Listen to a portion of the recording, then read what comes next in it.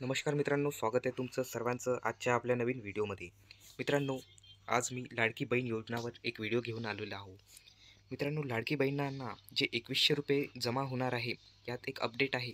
हे अपडेट म्हणजे असे, यात जे महिला आहे, बरेच महिला यासाठी आता अपात्र ठरणार आहे. लाडकी बहीण योजनेच्या या महिलांना 2100 रुपये आता मिळणार नाही. हे नेमके कोणती महिला आहे जे अपात्र ठरणार आहे? तर त्या महिलांनी कुठलीच अपेक्षा करू नका की त्यांना पैसे मिळतील म्हणून. जर त्यांना हे लागू जर असेल, काही नियम आपण आता बघू. या नियमपैकी त्यांना जर कुठलाही नियम लागत असेल, तर ते अपात्र असणार आहेत. त्यांना कुठलेच इथे रक्कम मिळणार नाही. त्यांनी कुठलीच अपेक्षा करू नये.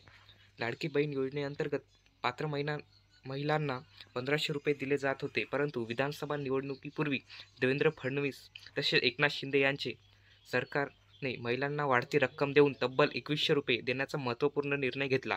परंतु स्वतः स्थापन झाल्यानंतर या योजनेमध्ये पुन्हा एकदा चाळणी लग्नाची माहिती देवेंद्र फडणवीस यांनी दिली आहे. मित्रांनो, इथे देवेंद्र फडणवीसने आता काही महत्त्वाचे बदल इथे केलेले आहे. हे बदल त्यांनी स्वतःहून सांगितलेले आहे. म्हणजे या महिला आता अपात्र असणार आहे. कोणत्या महिला अपात्र असणार आहे हे आपण आजच्या व्हिडिओत बघणार आहोत. म्हणजे ज्या महिलांनी चुकीचा अर्ज केला आहे, त्या महिलांना या योजनेतून पात्र ठरवले जाणार आहे. ते या योजनेतून अपात्र असणार आहे. कोणत्या महिला या योजनेसाठी अपात्र राहील याबद्दल आपण सविस्तर माहिती आजच्या व्हिडिओत बघूया. व्हिडिओला अजिबात स्किप करू नका. व्हिडिओ हा तुम्हाला संपूर्ण बघायचा आहे. मुख्यमंत्री माझी लाडकी बहीण योजनेबाबत देवेंद्र फडणवीस यांनी काही महिलांना अपात्र ठरवण्याबाबत माहिती दिलेली आहे. तर बघा, अपात्र महिलांची श्रेणी इथे आपण बघू. नंबर 1, उच्च उत्पन्न गटातील महिला.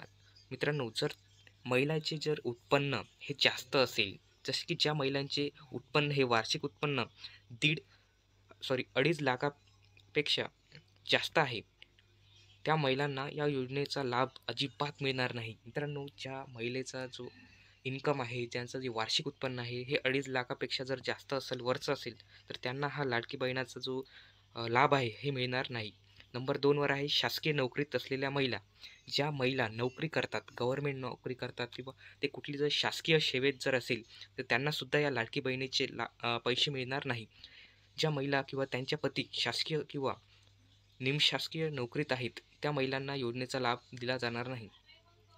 ज्या महिलांचा नवरा हा शासकीय नोकरीत असेल, सरकारी जॉब करत असेल, सरकारी कुठली पण नोकरी करत असेल, तर त्याला लाडकी बहिणाचा हप्ता मिळणार नाही.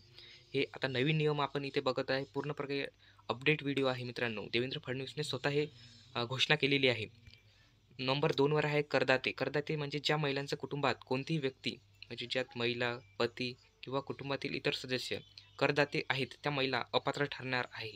मित्रांनो, ज्या महिलांच्या कुटुंबातील जर कोणी असा व्यक्ती असेल, जो इन्कम टॅक्स भरत असेल, जो कर भरत असेल, ते इथं अपात्र ठरणार आहे. त्यांना इथे लाडकी बहिणाचे हप्ते मिळणार नाही. अशाच प्रकारे नंबर 3वर आहे इतर योजनेचा लाभ घेणारी महिला. जसं की इतर महिला आहेत, जसे की ज्या महिला आधीच कुठल्या वेगळ्या योजनेचा जर लाभ घेत असेल, जशी स्वरूपाच्या लाभांच्या इतर योजना लाभ घेत असेल, त्या महिला इथे पात्र मानले जाणार नाही. जे महिला इतर योजनेचा जसा लाभ घेत आहे, ते इथे अपात्र ठरणार आहे. देवेंद्र फडणवीस यांनी दिलेली अधिकृत माहिती.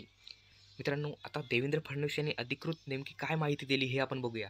देवेंद्र फडणवीस यांनी स्पष्ट केले आहे की योजनेचा लाभ खऱ्या गरजू महिलांपर्यंत पोहोचावा, हा यामागचा मुख्य उद्देश आहे. जे खरंच गरजू आहेत, ज्यांना खरंच लाडकी बहीण योजनेच्या हप्त्याची गरज आहे, जे खरंच गरीब आहेत, त्यांनाच फक्त हे लाडकी बहिणाचे हप्ते त्यापर्यंतच फक्त पोहोचले पाहिजे, असं देवेंद्र फडणवीस यांनी स्पष्ट केलेलं आहे.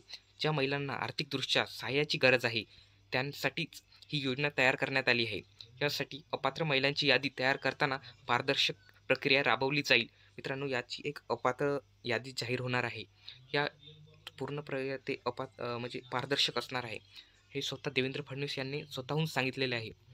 तसेच अंत्योदय तत्वावर आधारित योजना असल्यामुळे समाजातील सर्वाधिक गरजू घटकापर्यंत योजनेचा लाभ पोहोचेल याची काळजी घेतली जाईल. मित्रांनो, देवेंद्र फडणवीस यांनी स्वतः आपल्या भाषणात हे वाक्य सांगितलेलं आहे.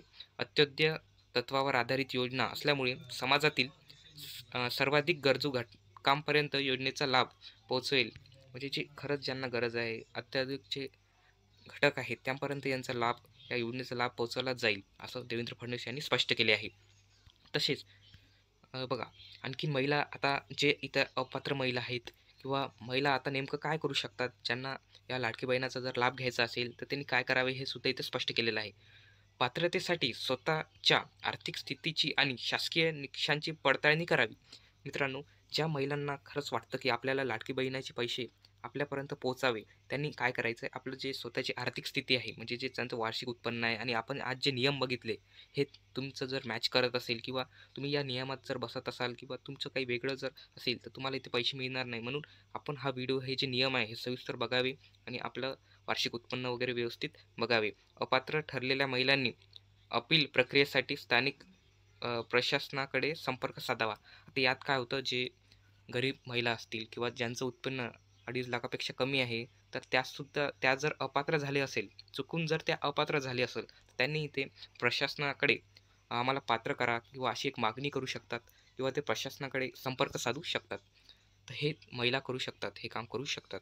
मित्रांनो, अशा प्रकारचा हा व्हिडिओ आहे. व्हिडिओ जर तुम्हाला आवडला असेल, तर नक्की लाईक करा, कमेंट करून मला सांगा. जर तुम्हाला काही समजलं नसेल, तर कशाबद्दल जर आणखीन माहिती हवी असेल, तर नक्की कळवा.